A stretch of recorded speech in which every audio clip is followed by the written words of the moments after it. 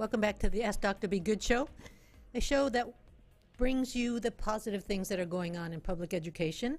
Although some of the things we're going to be talking about today may not be positive, but we're bringing it to you so that we can help impact this in a positive way with parents and their children. We're not going to delve deeply into internet safety. We've talked about internet in the past, we've talked about cyberbullying, but today we're going to delve into the world of apps and the dangers of it a little bit more thoroughly. Can you introduce yourself, please? We have somebody with us who can really help with this subject. Sure. I'm Stacy Weaver. I'm the Global Systems Director for Legacy Charter Schools. I have a background in law enforcement, school safety and security, as well as academics. So I come with a well-rounded background in both areas. Yes, thank you for that. You have brought a unique experience to help us deal with this. Just today, we noticed that we had a fight app with our logo on it. We don't know who did it, but things like that are alerted pretty fast in our world, and we will be able to find that person. But it's a constant vigilance that we must have. Another reason why we're bringing this to your attention is that spring break is right around the corner. That's 9 days of your children being home, many times alone with their devices. And if we have working parents and older children, time for kids to leave the house, maybe without permission. So we're trying to be proactive and help parents get more involved and know why to be more involved in their child's cell phone life. One of the things that we need to have parents help kids do is to get more control around their cell phone. Right now, we have kids who are on their cell phone almost every second that's allowable. I say allowable because sometimes schools don't allow it, but the kids sneak it. And at home, the parent says no, but they're sneaking it. And so they're on it a whole lot more than what most parents think they are. We also want to teach media balance. We want to train our parents to understand media balance. We must have family time. We must have outside time, physical time, balancing all the device work that they are doing. And that's not only device work from their phone, but also school. You know, at school they're on devices, so we want to make sure that kids are having media balance as well, which is why we have recess and a couple recesses a day. We have PE to keep kids moving and off their machines. And then we want to teach responsible use traits and factors. We need for parents sometimes to be a little bit more assertive around their boundaries with a cell phone, and hopefully we will give you a stronger sense of urgency if you don't already have one. And you may think that it's urgent, but by the time we're done, it may be even more urgent because of things you didn't even know your kids were exposed to. So let's, one of the things I have found recently is Pamela Casey, who is a district attorney in Alabama. And she has been, for the last several years, putting out videos on internet safety due to what she's seeing over there. And frankly, what she's seeing in Alabama is no different than what we're seeing in Texas or any other state. And so we thought we would use her as a stepping off point to bring you, from a law enforcement agent, this information. Joining me now with more on how to keep your child safe while online, District Attorney Pamela Casey from Blount County. And you have made this one of your big platforms, getting the word about this out about this. Tell us, how big is the problem of kids being online and their safety? Well, studies show that 92% of teens go online every day, which means that they're using their cell phones to go on, and their ability to access just anyone and anywhere is huge if it's not monitored by parents through social media. What kind of threats are out there? Well, kidnapping, child pornography. Just recently through the Omegle app, they busted a guy for over 300 counts of child porn that as a result of the kids he was meeting online, he was recording them and spreading out child pornography. So parents need to be aware that the person that they think their kid's talking to could be a predator who's looking to prey upon them in various ways. And you're trying to get the word out about what parents can do. Tell us what parents can do to keep their kids safe. Well, I always tell parents, number one, you need to know your child's password. Sit down, talk to them, communicate. Your child needs to know that if they have a problem online or they have a problem with social media, you're open. They're not going to be in trouble. So you know their password, you communicate with them, but you also need to put restrictions in place. And there are various restrictions that you can put in place on the iPhone or the Android that prevents your child from even downloading apps.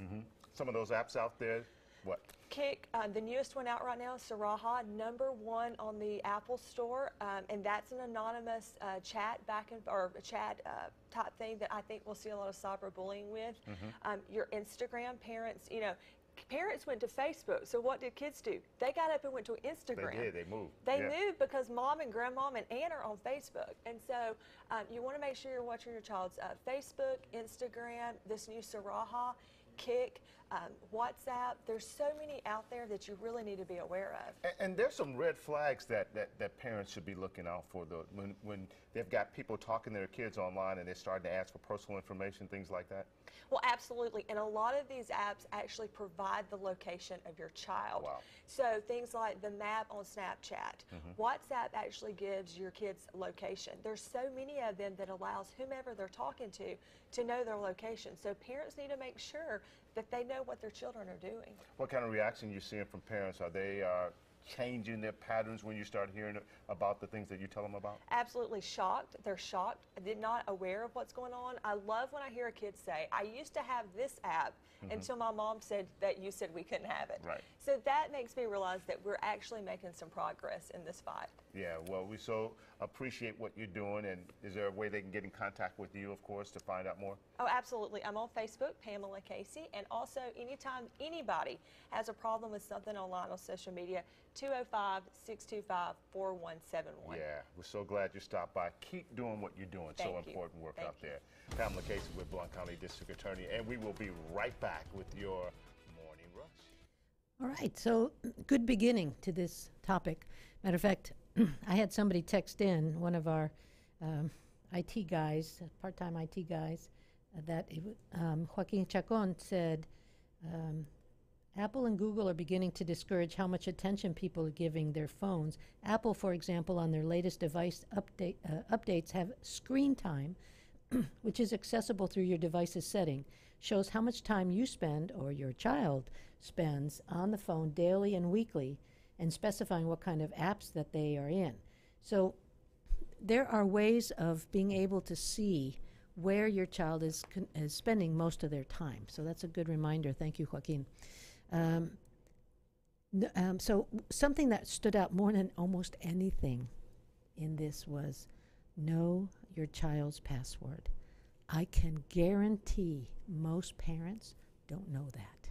And I think that comes from hard conversations that parents aren't having with their children. And these conversations have to happen. They have to know their passwords. They have to have trust with their child, and their child needs to have trust with them. That's the best preventative medicine, is knowing your child's password.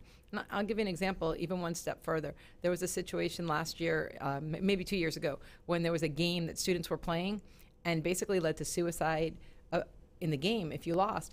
And this parent sat down with her child, and she had a whole conversation with him, but she never looked at his phone. She just told him, I don't want you on that, and make sure. And he denied. She never looked at the phone. She never asked him to open it. She never said, what's your password? I want to see. I think I know the ending to yeah, this. and that child actually was already so far into the game, and he wound up committing suicide days later after this conversation. So it's more than a conversation. Parents have to be proactive. It goes further than that. These apps are luring. We hear about child pornography. We hear about sex trafficking. A lot of these happen right through these apps. They have geo-trackers like Yellow, and when they get on them, they're talking to people they don't know. These people are making believe that they're their age and their peers, and they're sharing their location, and they're meeting up with them. This happens every day all across America. 92% of our kids are on social media. So one of the things that we're having to do, for example, you made me think of my 13-year-old grandchild, her mother takes her phone every night and looks and goes through it. Every night. The child knows it.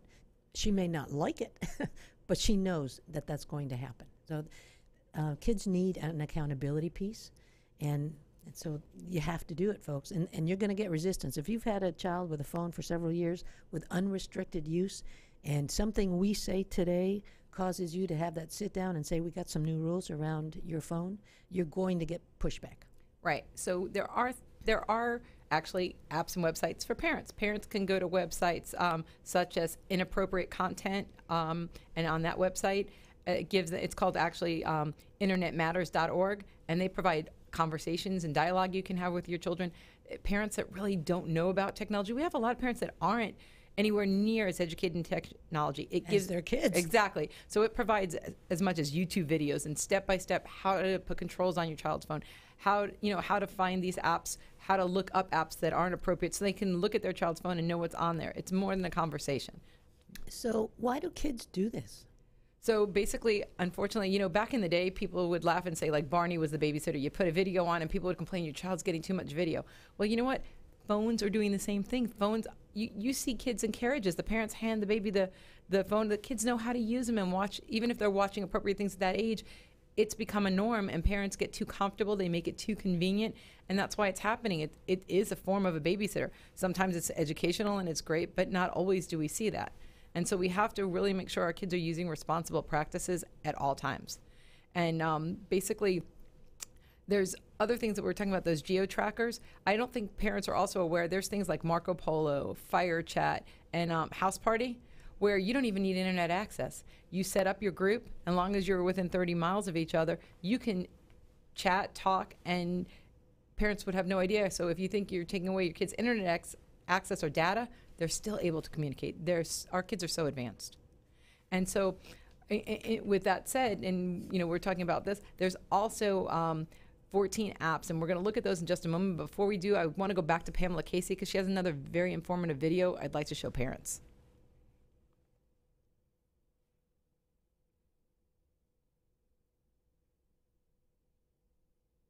Social media apps.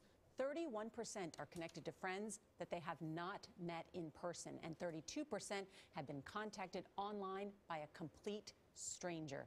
The district attorney of Blount County, Alabama, has posted videos like this one to highlight smartphone dangers for children. Pamela Casey was also featured in the 48 Hours episode, Killer Apps. Pamela, welcome to the table. Good morning. So how did the danger of these apps first come to your attention? Well, I was at home one night and got a call from a friend who said she was very upset. Her daughter had been taking inappropriate photographs and said that she found them in a Vault app, which is like a calculator. But if you put in a certain passcode, it took you to a vault that she had hidden all these photos that she had been sharing. And the mother said, you've got to tell everybody. And I made a video, and that video went viral.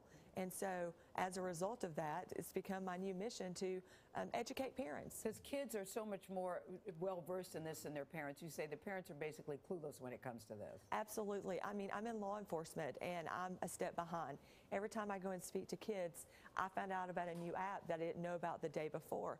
There will always be a new app every day that's going to have the same dangers. So let's help educate parents. One of them is Yellow. Yellow, actually, and it works through Snapchat. I call it the Tinder for teens. If you've got Tinder for dating, now you have Tinder for teens. And Snapchat only requires you to be 12 plus, or that's the way it's rated. But yet Yellow that you get into through Snapchat is supposed to be 17 plus. Kids can go on there and meet people that they don't know. The problem is you got to give them your location in order to start meeting people. And it matches you up with various people. You don't know the people you're talking to, whether or not they're actually who they say they are. And what about Lively?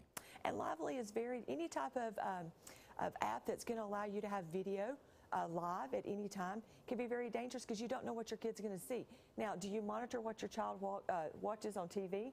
Yes, but are you monitoring what they're watching live on their phone? It's very dangerous. So Musically, Lively's parent company released a statement to us saying that they strongly encourage parents to review and adjust privacy settings. A lot of these apps do have parental guidelines. Did those help? They don't. Facebook has a rating of 4+, would you allow your 4-year-old child to get on Facebook? What does that mean? Are we Yeah, in a 4 plus? Each app that goes through the Apple Store gets a rating through the company. What's the highest rating? 17 plus, okay? That means safe? Well, that means that that's what it's supposed to, you need to be 17 plus. I But see. there's nothing that keeps you or makes you prove that you're 17 or older. So you have kids who are, you're not even supposed to be on Facebook unless you're 12. So 4 plus it refers to the age. So what's a parent to do? Well, you set the settings in the iPhone. A lot of parents don't realize that you can actually go into the iPhone and turn off your child's ability to even download an app. You can turn off the camera and you can turn off installing. Let me show you. You go into your settings. You're then going to go into your general button. You're going to click restrictions. You put in a code. Now this code is different than the password you give your child. Always know your kid's passwords, okay? But this is different. I can go in and turn off my child's camera. They no longer have a camera. I can go in and I can turn off their ability to install So apps. you can make decisions. You can make decisions. I can even say, I'm not going to let you have an app that's not rated 9 plus. That's interesting. Yeah. So Thank you, that Pamela keeps your Casey. kids. Good information this morning. Thanks Just a lot. reelected guys. Yes. in Alabama. Thank Go you, you. guys. Okay. Are we scared yet? We should be if we're not, because this happens every day. And like she said, it's constantly changing, so you can't clear and look at their phone and think you've done your due diligence. This is a daily, weekly, monthly, however you want to do it as a parent. Monthly, no. I know it's scary, but to get parents to even look at it, but it's got to be done all the time, because every time you turn around, and I think we have a slide which has right now the 14 most dangerous apps that are out right now. And as you can see, parents, take a very good look at these. Take a shot with as you're watching, go ahead and take a snapshot of this, because these are apps. If they're on your child's phone, you should be worried, because they're making connections and communicating with people they don't know, sharing their location and sharing information. I mean, worse than that, we've seen, and it was talked about in here, pictures. Children don't realize when they take pictures of themselves and they send it to someone they know or they don't know. It's child pornography the minute they send it, so they're committing a crime, and they don't even realize it. If a 13-year-old girl thinks her 13-year-old boyfriend's her lifelong love, he's going to share that picture. And of course, when they send it, though, they don't believe that. But these are the things that After happen. they break up. Absolutely. And, when we see we call it middle school. You see these middle school behaviors all the time, and the girls are hysterical crying, and the pictures are out there. Nothing that's on the internet can be deleted. It's forever. Yeah, I used to see something in our schools. I haven't seen it lately. It's a poster that consider the internet like a tattoo. Really hard to get off. Absolutely. And so these are the conversations that parents need to have. These are hard conversations, but like I said before, they have to happen. There's so many different areas that just these apps, we're not even talking about all the other websites kids can get on, just apps alone open up so much danger for our students. So we just have to continue this conversation, this dialogue. It can't stop one time. It can't be a one-time dialogue.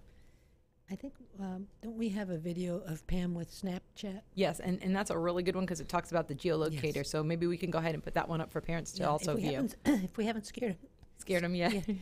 I think we'll do it on this one. Absolutely. Hey guys, it's District Attorney Pamela Casey, and I've gotten a lot of messages about the map feature on Snapchat.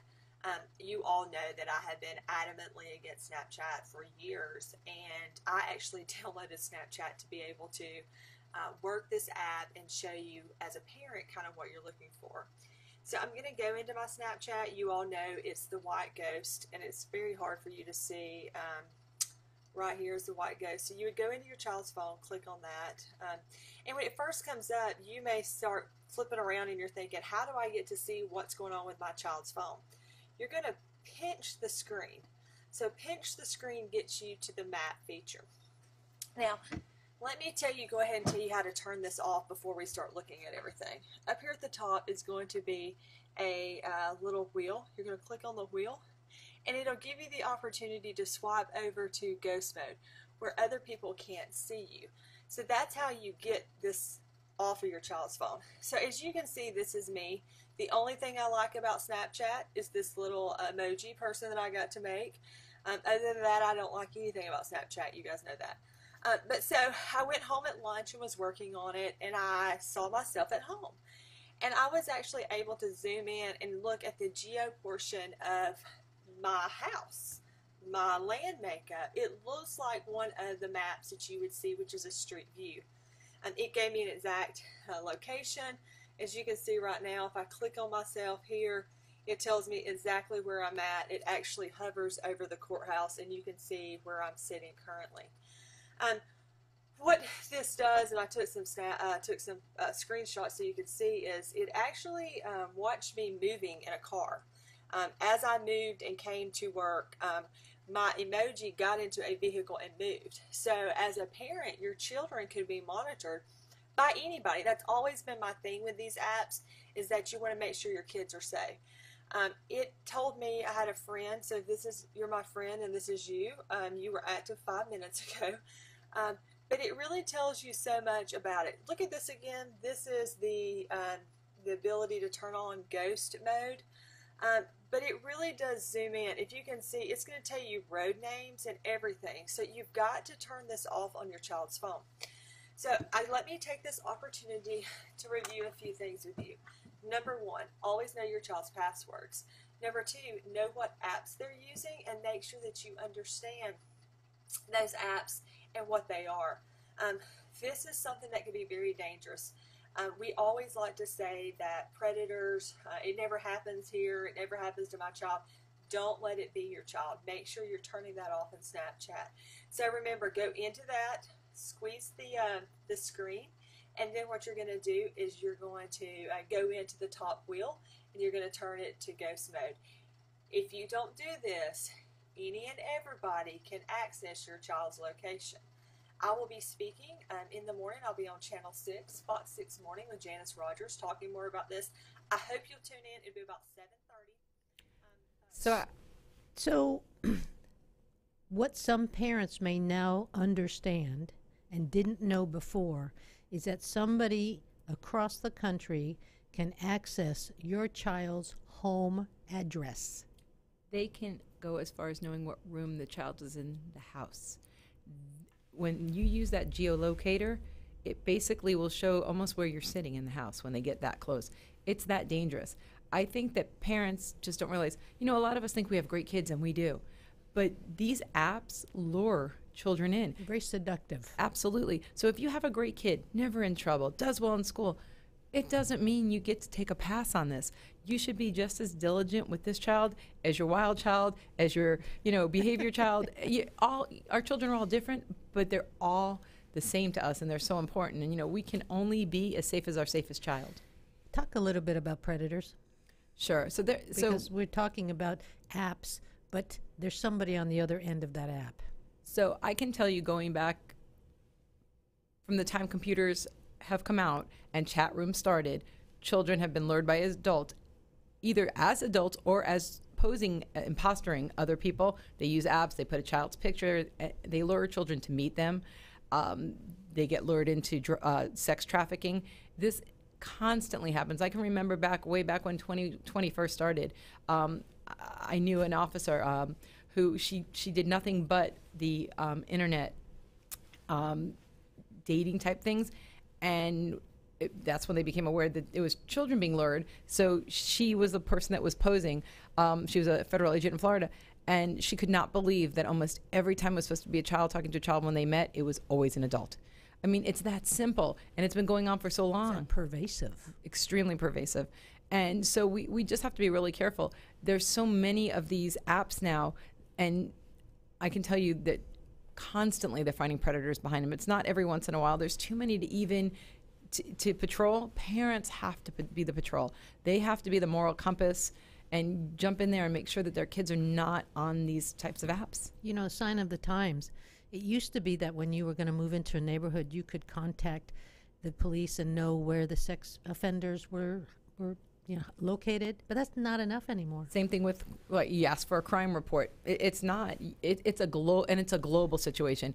These situations don't just happen. There are people that come from other countries, like I said, like with the sex trafficking things. So they can be in another country, setting this all up and having somebody here in the United States, and it's so hard to track them. We can't even track these people when they're doing this. And I hate to scare you some more, parents, but Texas is a leading state with sex trafficking. And that's why I keep bringing that up, because it's constantly happening in the state of Texas, constantly happening. And with Mexico so close, it makes it very easy. Yes, and I believe I just read in the newspaper maybe Sunday or last week that we are a corridor to Mexico, then they take the kids from Mexico to the rest of the world. We're the gateway state. That's absolutely correct. And so there's just, I know that we've talked about a lot of negatives today, but we really can turn this into positives if parents just do their due diligence, communicate with their children, and have those conversations. You know, I've reminded parents through podcasts and other methods over the years that we have the grading portal. And so you're saying, well, what does the grading portal have to do with this? I've asked parents to sit down every weekend with their child, open up their grading portal at school, and look at missed grades or low grades and so forth, and have that weekly conversation around your school activities. Well, I think we need to add to that task another part, and that is after you get done with the grade portal, then you say, let me see your phone. And then you go through the phone and you go through that same, monitoring of the apps, monitoring of the screen time, monitoring any text messages and so forth, and monitoring to make sure they haven't changed the password. And that's why we put the high-level filtering systems even at the school, because sometimes students, they can't do it anymore, but prior, they were able to go onto different, websites. And so we as school officials and teachers and counselors also have to be part of that family, making sure when they're in the classrooms as well, they're not doing these things. We have really great filtering systems, so even if they try, because they can't get on, it lets us know they're trying, so we can address it. It's just, like they say, it takes a village. We all have to be responsible in the education of our students on these apps and the dangers. One of the things, unfortunately, that parents don't have a lot of times is the latest, most sophisticated filters and so forth for their internet servers. So this is actually a very low-tech way of monitoring. You don't need anything but hand over the phone. Let me look at it. Absolutely. And if you're a parent that really doesn't know how to navigate, you can go into an Apple store. You can use your school as a resource. You can't use because you don't know what you don't know, so you can't do something. You have to find a way to do this. So this show is called the Ask Dr. Be Good Show, but I'm not going to let you ask me a question. I'm going to ask you a question, Miss Weaver. Turning the tables. What are you doing next week?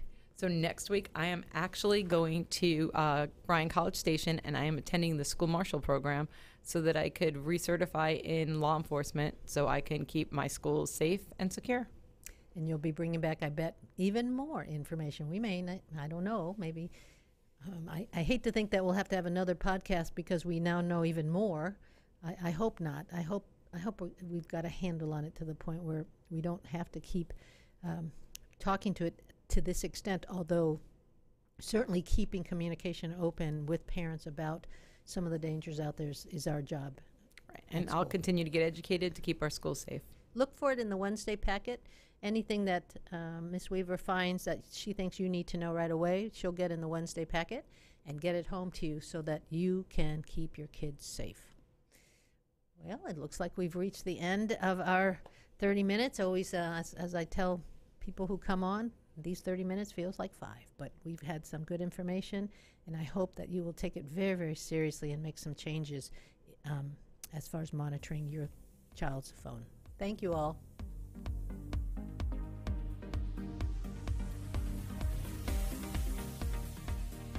Thank you for tuning in to the Ask Dr. Be Good show. For more information on Legacy Preparatory Charter Schools, visit our website, legacypca.com, or call 469-249-1099. And remember to like us on Facebook, where we stream live weekly Tuesdays at 3 p.m.